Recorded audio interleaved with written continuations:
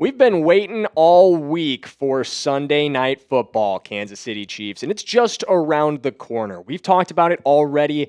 This game against the Detroit Lions is must win, and we're going to get into how the Kansas City Chiefs can do that in just a minute. My name is Jackson Durham. You're watching the Chiefs Report by Chat Sports, and we always appreciate you guys tuning in. And before we get into today's show, I want to hear from you guys. I know it's been a rough week in the kingdom, coming off the Monday loss.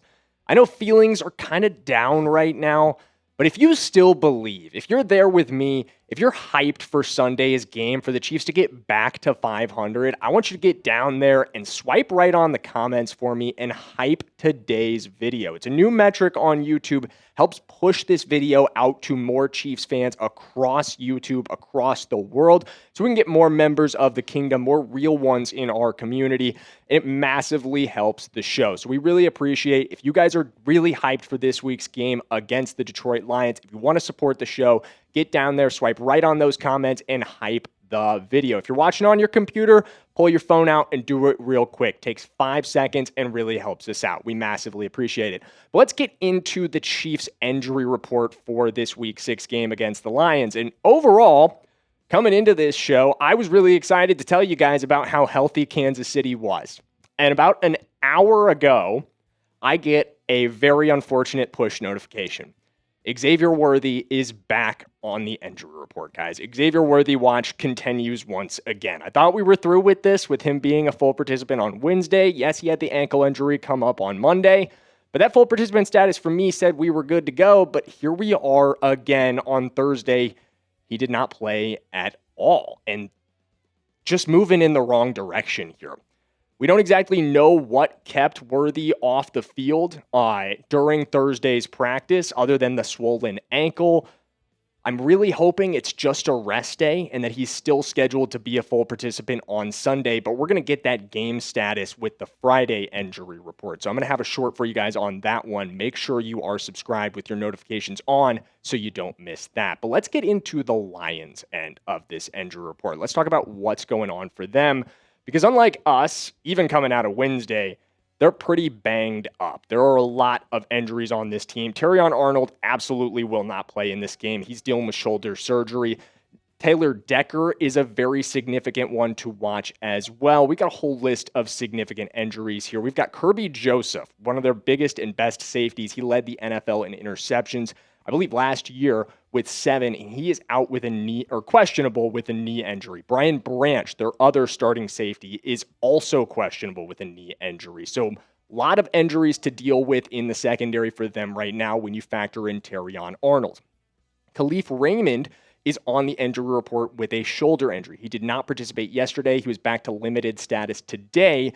And Amon-Ra St. Brown is back and forth with a wrist injury. He was a limited participant on Wednesday and full participant today. So it does seem like he's trending in the right direction. But last and absolutely not least, Taylor Decker is extremely notable. I think these 3 guys, Kerby Joseph, Brian Branch, and Taylor Decker, are the most notable injuries, but all of those are pretty significant for Detroit. Those are great players for them, big pieces of their roster, and especially in that secondary, I do think that's something that we can take advantage of in this week's game if they're missing key pieces. So it's something we're going to have to keep an eye on. Obviously, we're not rooting for injuries. We never are, but they're definitely key parts of the game plan. You have to factor in for who's going to be out there. And speaking of trying to predict who's going to win this game, how we can get to that point, who do you guys have in this one? Are you rolling with our Chiefs? Get down there in the comments and type KC. Are you rolling with the Detroit Lions? Type DET for the Detroit Lions. Let me know. I'll be spamming my KCs. I hope I see most of you guys doing the same. And the reason why is because with just 3 reasons, if the Chiefs can do 3 things, I really think we can win this game. I know the Lions are a fantastic football team, but we are so talented. I know at times we've struggled with execution, but that's the consistent theme I've tried to repeat to you guys, is this Chiefs team is as talented as any in the NFL. And if we do the 3 things on my keys to victory, we can win this football game. But it starts with Nohl Williams being out there on the football field. Because Shamari Connor is going to look like this if he lines up with Amon-Ra St. Brown. That is a piece of burnt toast. That's right. But that's going to be Shamari Connor if he is lined up against Amon-Ra St. Brown in the slot. We absolutely cannot have this happen. Shamari Connor played way too many snaps last week against Brian Thomas Jr. On the play in which he commits a critical defensive pass interference penalty, he's one-on-one with him in the slot. If that's the case all game long against Amon-Ra St. Brown, we are going to lose this football game. He has to be off the field. Trent McDuffie has to be shadowing in the slot, and Nohl Williams has to be starting as an outside corner alongside a guy who should be back for the first time since week 2, Kristian Fulton. This is what I want our cornerback depth chart to look like coming into this game, in my opinion, because Amon-Ra St. Brown is fantastic. He is one of the best players in the league. And speaking of things that are the best, Omaha Steaks, guys. I am huge about having my friends over to watch football games, whether it's Chiefs games, whether it's Oklahoma Sooners games, obviously OU Texas right around the corner, one of my favorite games to get together with the guys and watch every year. And when I do, I am a great host. I'm always cooking for the boys, and I cook with Omaha Steaks, guys. These steaks are fantastic. And they're currently in their biggest sale of the year, their early Black Friday sale. And to make those savings even better for you guys, I've got an exclusive deal just for our Chiefs Reports viewers. The Kingdom is going to get an extra $35 off with promo code Chiefs at checkout. Everyday dinners and effortless entertaining to unforgettable gifts, Omaha Steaks delivers the world's best steak experience. Enjoy USDA certified tender steaks, juicy burgers, cozy and convenient comfort meals, and so much more. Save big with Omaha Steaks, guys. When you visit omahasteaks.com for 50% off site-wide and an extra 20% off some select favorites during their early Black Friday sale. And like I said, guys, an extra $35 off when you use promo code Chiefs at checkout. Terms apply. See site for details. But that's 50% off at omahasteaks.com, promo code Chiefs at checkout. But like I said, guys, absolutely cannot have Shamari Connor out there against Amon-Ra St. Brown. It will be a disaster if that's the matchup. Look at the numbers from Amon-Ra St. Brown this season. He is truly one of the best receivers in the NFL, especially when he's lined up in the slot. And that's primarily where we've had Shamari play as a corner. He's shifted around from that safety spot to drop into playing nickel, where Trent McDuffie, in my opinion, really should be. This is what I want the depth chart to look like. This is our ideal cornerback depth chart with Kristian Fulton back in the lineup, which, fingers crossed, he should be. He's been a full participant in practice this week. But I want Nohl out there. Like we've talked about again and again, Nohl's been fantastic this year, but this defense is at its best when Trent McDuffie is playing in the slot. That's something we all know. That's something even Steve Spagnuolo has acknowledged at times in press conferences to the media, but seems to consistently go away from. And you see that most when Shamari Connor is out on the field. Check these snap splits out. Week 1 and 5 was the weeks in which Nohl Williams was not a participant. He played just 4 snaps in week 5, didn't really play at all in week 1. McDuffie plays just 15 snaps from the slot in that game. Weeks 2 through 4, including week 3, when Nohl Williams was a consistent participant, when he was playing close to 20 snaps per game, McDuffie was in the slot at an average of about 15 snaps per game. That is what we want. That is when our defense is at its best. And I don't think it's any coincidence that we were 2-3 over that stretch. 2-1 over that stretch, excuse me. Nohl Williams, like we've talked about again and again, you guys have seen this graphic before. He's been a top 5 corner in the NFL when he's on the field. The numbers do not lie here, guys. He has to be a key to victory for us. He has to be on the football field because we cannot bench a top 5 corner in the NFL. I talked about it in our takeaways. It was extremely frustrating to watch Nohl Williams spend this game on the sideline when the secondary was such an issue, when Shamari Connor was committing penalties, when Shamari Connor was being turned into burnt toast by Brian Thomas Jr., and we have a top 5 guy on the bench. That cannot happen again. And what else can't happen? We cannot get run over in this game, guys. That is Detroit to a T.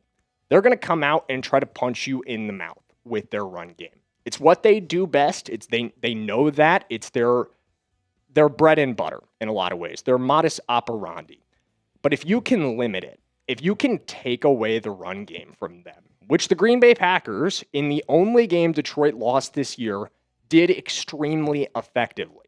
In week 1, Detroit had just 46 yards rushing for 2.1 yards per carry. That is a very un-Lions-like stat line, at least in the Dan Campbell era. The other 4 games, their last 4 games, they've been fantastic, back into form with 157 yards per game and almost 5 yards per carry. But it's not just the fact that they dominate you on the ground that makes it so key to stopping the run.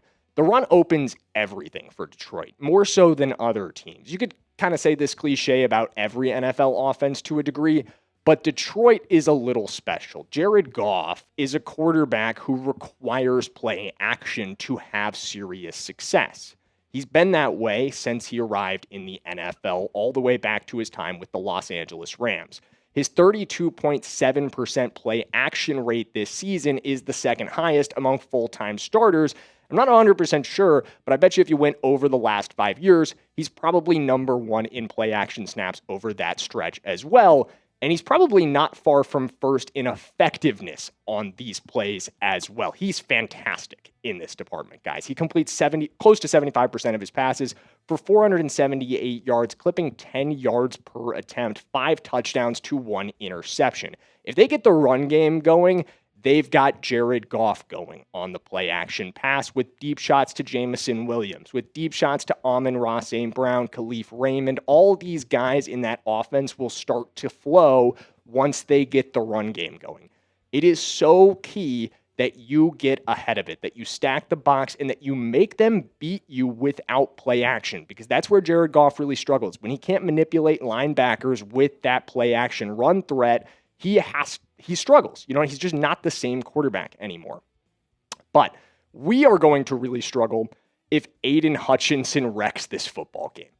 You cannot talk about the Detroit Lions and facing the Detroit Lions and preparing to do so without addressing their best player on defense. Aidan Hutchinson is a legitimate threat to win the Defensive Player of the Year award, and he probably will be for the next decade of his career. He is fantastic, guys. A truly, truly elite edge rusher, and he has the potential to wreck this football game. 5 sacks, 17.3% pressure rate. He's got 18 QB hurries this year and 7 QB hits. And in the last 3 games, he's racked up 24 of his total 31 pressures for the season. He's really starting to heat up. And that's bad news because you don't need this guy to heat up. He's already hot. But we've got a pretty great player playing left tackle who I think could shut down Aidan Hutchinson. Josh Simmons is coming off the best game of his career, and he did this sick. He allowed on 46 passing snaps, just 2 pressures, and he was playing with the flu. Hopefully, he's back to fully healthy. He's not on the injury report this week, but we need Josh Simmons to play like this again. We need Josh Simmons to ball out in this one. We need him to hold the line for Patrick Mahomes, to buy him time. And they'll move Aidan Hutchinson around. He's going to test Jawan Taylor as well. But Josh, in my opinion, is really going to have to stonewall him. We just cannot let him wreck this football game. He has that potential, but we need to buy Patrick Mahomes time to take some deep shots to Tyquan Thornton, especially with their secondary as injured as it is. Aidan can cover that if we don't protect well, but he can't if our protection's solid and if Patrick has time to pick them apart. So let's go over the keys to victory one more time here. Number 1, Spags, please play Nohl Williams. Do not make us suffer through a game of Shamari Connor shadowing Amon-Ra St. Brown. That's just not nice, man. That wouldn't be nice for you to do that to Chiefs fans. Don't do it to us. Number 2, stop the run. Hard ask, I know, but we did a great job against the Jags last week. That was a big threat from them. It was on my keys to victory as well. And hey, we checked that one off last week. Travis Etienne was not the reason we lost that game. We got to make it the same case this week with Jahmyr, Gibbs, and David Montgomery. Don't let those guys take over this game. And the same case on the flip side for Aidan Hutchinson. Do not let Aidan Hutchinson start wrecking this game. Whatever it takes. If we've got to rearrange the offensive line, no matter how we get around Aidan Hutchinson, we cannot let him wreck the game. But one more time, guys, who you got? With these keys to victory in mind, maybe I changed your opinion. Maybe you're back on board with the Kansas City Chiefs. You were feeling a little scared, but you hear that and you're like, hey, our Chiefs have got this. We can do those 3 things. We've got this. Get down there and spam KC for me. Still not on board, you could spam DET. That's okay. But as long as you hit that subscribe button. We need you guys to hit that subscribe button. Join our real ones here, and we'll see you next time for another Chiefs video for some takeaways and an instant reaction on Sunday night. Watch out for that. Go Chiefs. I'll see you guys next time.